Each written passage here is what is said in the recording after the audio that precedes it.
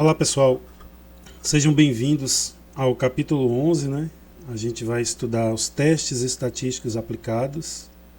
Até aqui nós estudamos muitos conceitos, né, que são fundamentais da estatística e agora, como o enunciado já mostra, né, vamos começar uma das partes mais importantes da disciplina, que são os testes estatísticos, né? Então eles permitem transformar informações obtidas em uma amostra em evidências para responder perguntas sobre uma população.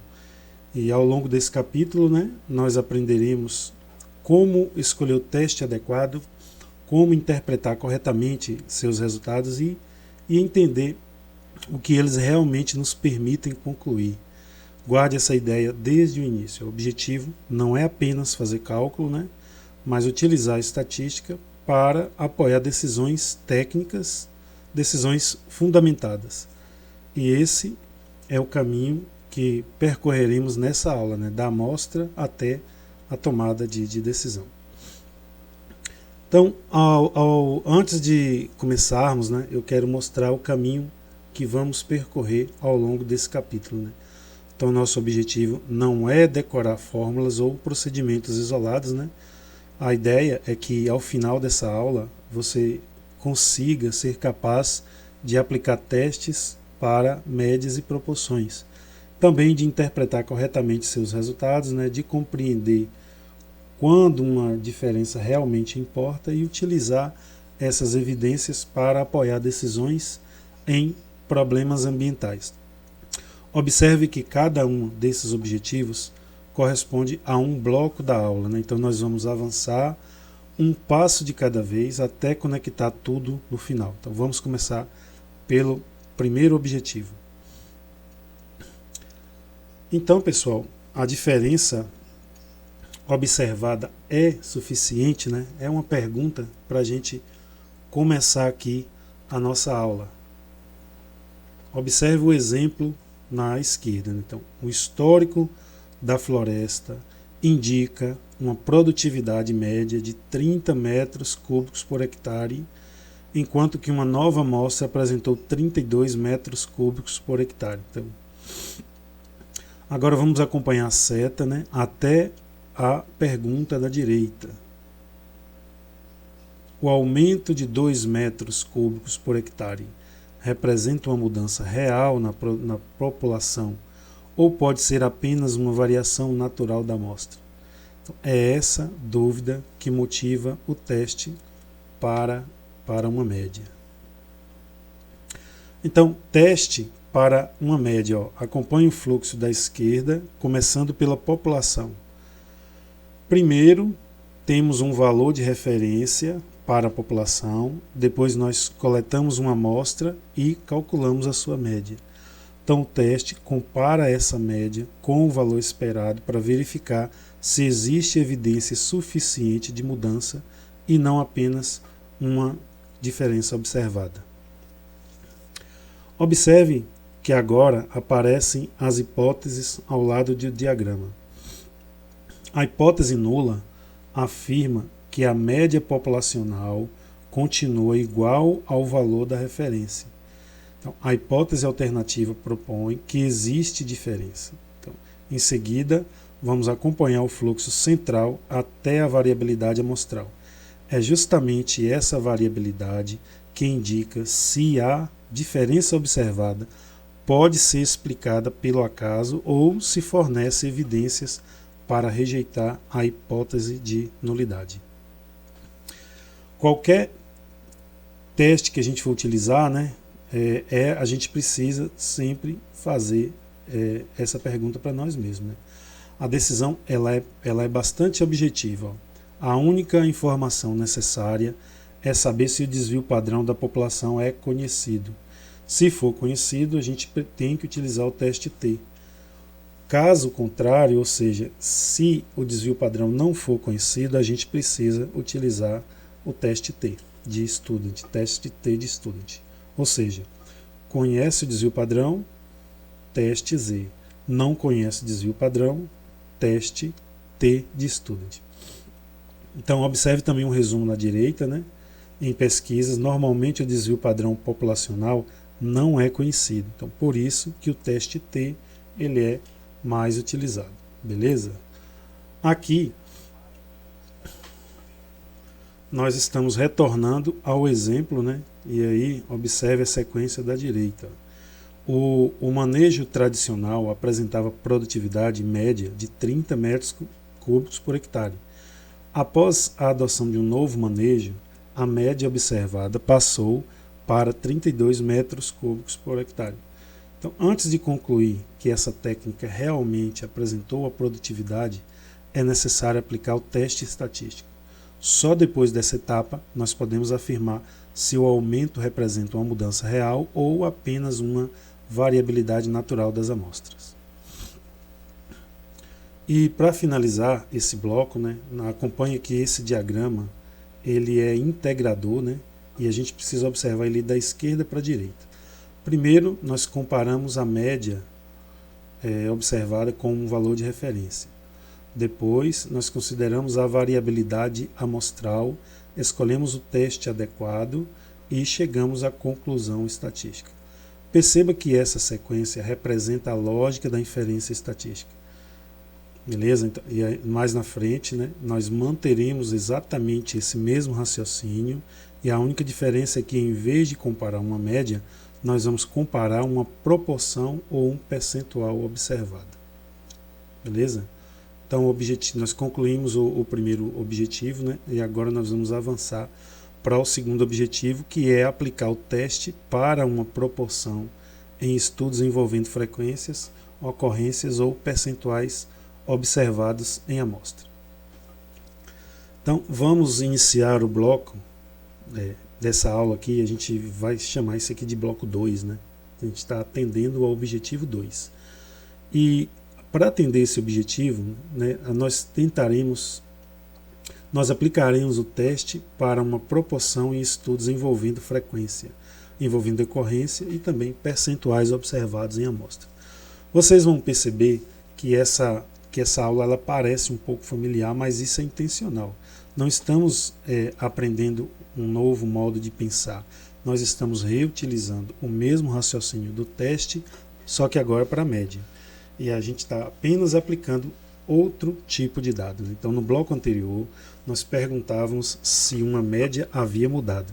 Agora nós faremos a mesma pergunta para um percentual. Nós temos aí um valor esperado de 70%, nós temos uma diferença de 5 pontos percentuais e temos uma proporção observada aí de 65%. Então, nós encontramos uma diferença de 5 pontos, né? Mas isso não basta para concluir que a meta não foi atingida. Nós precisamos verificar se essa diferença representa a população ou se pode ter ocorrido apenas uma variabilidade da amostra. Então acompanhe o fluxo da esquerda, né? Assim como no teste para uma média, né? Nós começamos com um valor de referência da população, coletamos uma amostra, aplicamos o teste estatístico e a diferença é que agora a comparação envolve proporções e não mais médias. Observe que praticamente nada mudou em relação ao que a gente estava fazendo para atingir o objetivo 1, né? Nós continuamos formulando a hipótese nula e também uma hipótese alternativa. A decisão também continua dependendo da variabilidade da amostra. O que mudou foi apenas o parâmetro analisado. Agora nós trabalhamos com uma proporção. Antes de escolher um teste, faça sempre essa pergunta: estou analisando uma medida numérica ou uma categoria? Se a resposta for uma medida quantitativa, nós utilizaremos testes para a média. Se estivermos contando ocorrências ou calculando percentuais, nós utilizamos testes para proporções. Imagine um programa de monitoramento da qualidade da água que estabeleceu como meta atender 70% dos pontos avaliados. E após a coleta de dados, apenas 65% atende ao critério. Então nós podemos concluir que a meta não foi atingida. Ainda não, mas primeiro precisamos verificar se essa diferença é estatisticamente correta. Então nós não conseguimos ainda concluir se essa meta foi atingida ou se ela não foi atingida. Então, decisões ambientais devem ser baseadas em evidências estatísticas. Aqui, pessoal, nós temos um fluxo aí, né? Primeiro nós obtemos uma proporção observada, comparamos com a referência considerando a variabilidade, né? E chegamos a uma decisão estatística. Mas perceba que o trabalho ainda não terminou. Toda decisão produzida por um teste precisa ser interpretada corretamente. No bloco anterior, nós veremos como o valor de P, né, e o nível de significância nos ajudam a dar significado para essa decisão. Até aqui nós aprendemos como aplicar os testes estatísticos para médias e proporções. No entanto, chegar a uma conclusão estatística é apenas parte do processo. No próximo bloco, nós veremos como interpretar essa conclusão utilizando o valor P, o nível de significância e o contexto do estudo. Nós já sabemos escolher o teste adequado, né? Então agora nós vamos avançar para o terceiro objetivo, né, que é interpretar corretamente os resultados, né? Veja aí, ó, interpretar decisões estatísticas com o valor P no nível de significância e no contexto prático do problema analisado. Até agora, né, nós aprendemos a escolher o teste adequado e a comparar a amostra com um valor de referência. Mas depois de realizar o teste, surge uma nova pergunta. Essa diferença realmente fornece evidência suficiente para tirar uma conclusão? É exatamente aqui que entra o valor P. Guarde essa pergunta, porque ela orienta todo o restante desse terceiro bloco. Observe a sequência, ó. O raciocínio sempre começa assumindo que a hipótese nula é verdadeira. E a partir dessa suposição, nós perguntamos qual seria a chance de observar um resultado tão extremo quanto o encontrado na amostra. Essa probabilidade a gente chama de valor P. Perceba que ele não mede se o H0 é verdadeiro ou se o H0 é falso. Ele mede o quanto os dados são comparáveis com essa hipótese. Beleza? Vamos seguindo aqui, ó. Aqui, pessoal, a regra fica bastante simples, ó. Compare o valor P com o nível de significância. E normalmente, né, ele é igual a 0,05. Se o valor P for menor ou igual, né, ao nível de significância, nós rejeitamos o H0. E pelo contrário, não rejeitamos H0. Então vale a pena memorizar essa regra porque ela aparece em praticamente todos os testes de hipótese. E esse detalhe costuma gerar confusão, né? Não rejeitar H0 significa apenas que a amostra não forneceu evidências suficientes contra ela. Isso é muito diferente de provar que H0 é verdadeiro. Em estatística, a ausência de evidências não é uma demonstração de que o efeito não exista. Então, pessoal, até aqui nós tomamos uma decisão estatística, mas a análise ainda não terminou. Depois do teste vem a decisão, e depois da decisão vem a interpretação do contexto. Se não chegamos à conclusão, aí guarde essa sequência, porque no próximo bloco nós veremos que um resultado estatisticamente significativo nem sempre é importante na prática. Então, vamos integrar todo o raciocínio construído nesse bloco do objetivo 3. Né? Então, primeiro teste produz evidências, em seguida nós tomamos uma decisão estatística, depois nós interpretamos essa decisão à luz do problema estudado e somente então chegamos à conclusão. E esse é o modelo mental que utilizaremos a partir de agora. Teste estatístico, decisão, contexto e conclusão. Nós utilizaremos a partir de agora, né, especialmente quando nós formos discutir a diferença entre a significância estatística e a relevância prática. Então, agora nós vamos para o quarto objetivo, né, que costuma gerar bastante confusão, né, que é diferenciar significância estatística de relevância prática. Então, esse momento da aula é justamente o que pode elevar bastante a qualidade do que vocês estão aprendendo neste capítulo 11. Ó.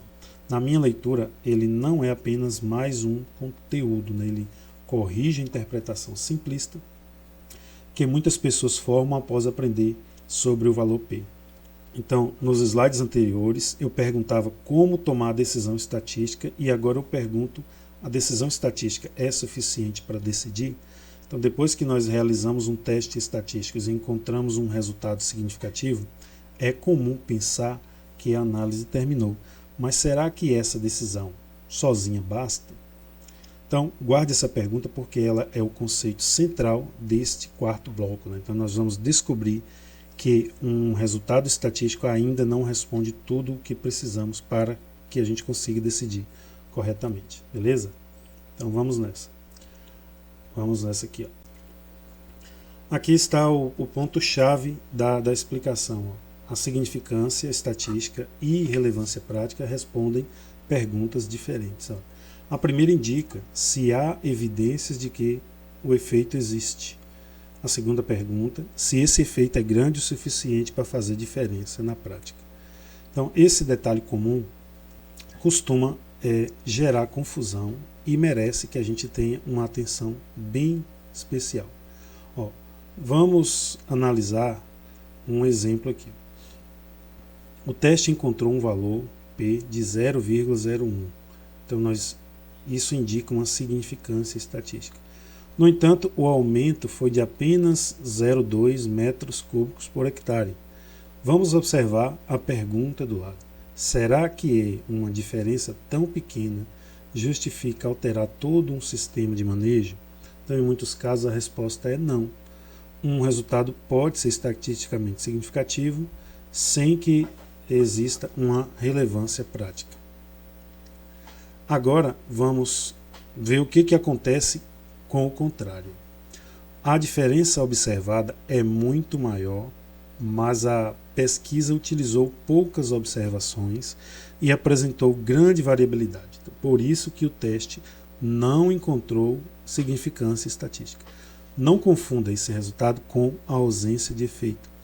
Apenas não houve evidência suficiente para demonstrá-lo com os dados disponíveis. Beleza? Então perceba que esses elementos se relacionam. Primeiro nós analisamos o valor P para avaliar as evidências estatísticas, né? Depois nós observamos a magnitude do efeito para entender o tamanho da diferença. E essa seguinte, nós vamos considerar o contexto técnico e somente então nós tomaremos uma decisão. Se você entender essa sequência, o restante do capítulo fica bem mais fácil.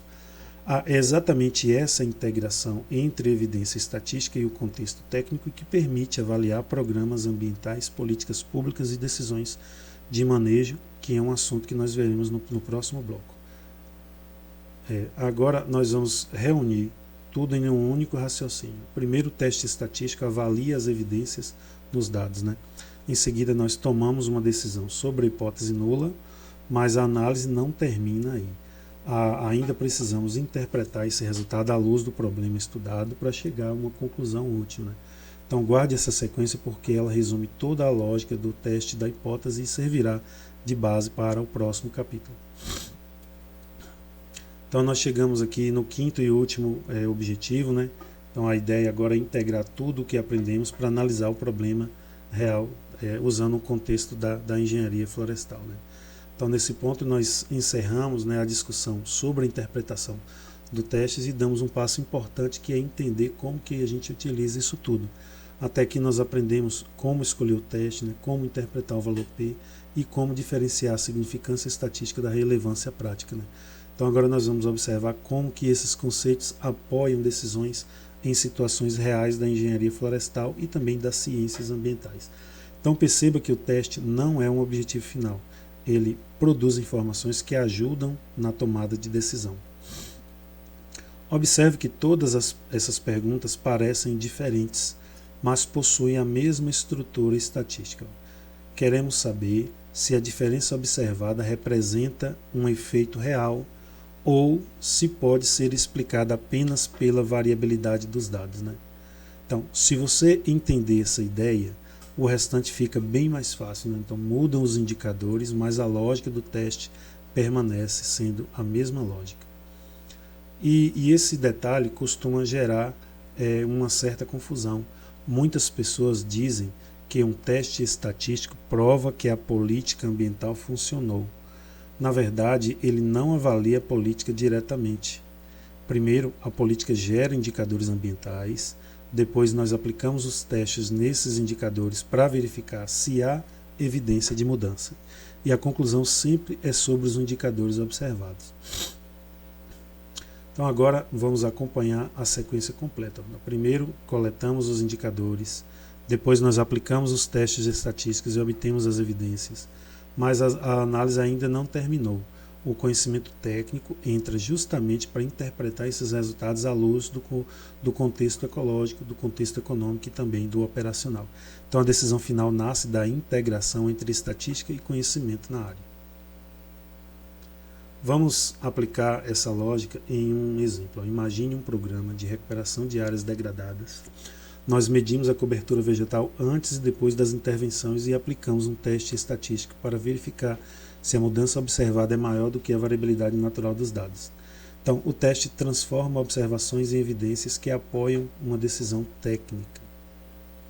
E chegamos ao final, né? Chegamos ao final da nossa aula. Vamos observar que existe uma sequência lógica aí no que aprendemos, né? No que percorremos desde o início dessa aula. Nós coletamos uma amostra, nós escolhemos o teste adequado, nós interpretamos o valor P, nós avaliamos a relevância prática, consideramos o contexto, né? E só então tomamos uma decisão. Então guarde essa ideia porque ela resume todo o capítulo. A estatística fornece evidências, mas quem toma a decisão é o pesquisador, integrando essas evidências ao conhecimento técnico e aos objetivos do estudo. Então, no próximo capítulo, nós começaremos a aprofundar novas ferramentas, né? Mas sempre seguindo essa mesma lógica de transformar dados em decisões bem fundamentadas.